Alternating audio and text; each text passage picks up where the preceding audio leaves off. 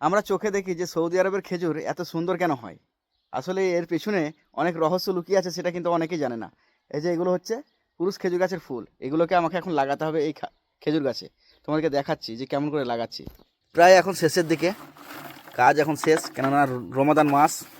বিকেলবেলাতে আমি লাগাচ্ছি এগুলোকে, সেই জন্য কয়েকটা নিলাম। এগুলোর মধ্যে পাউডার আছে, দেখো হাতে লেগে গেছে। এই যে ফুলটা আছে, এই ফুলটার মাঝখানে আমাকে ভরে দিতে হবে।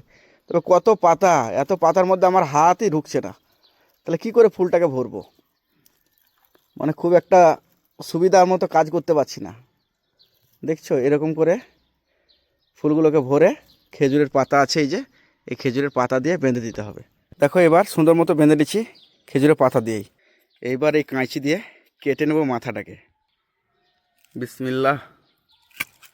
দেখো এরকম করে কেটে নিলে এই যে মাথার রস থাকে, এই রসগুলো বেয়ে বেয়ে এই ফুলের যে পাউডার আছে সেই পাউডারগুলো মেখে যাবে।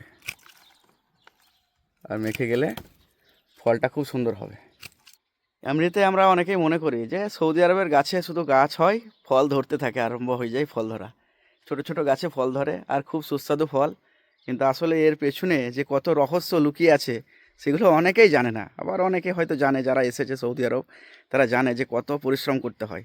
তো বন্ধুরা, এরকম ভিডিও পেতে আমার চ্যানেলটা সাবস্ক্রাইব করে রেখে সাথে থাকো।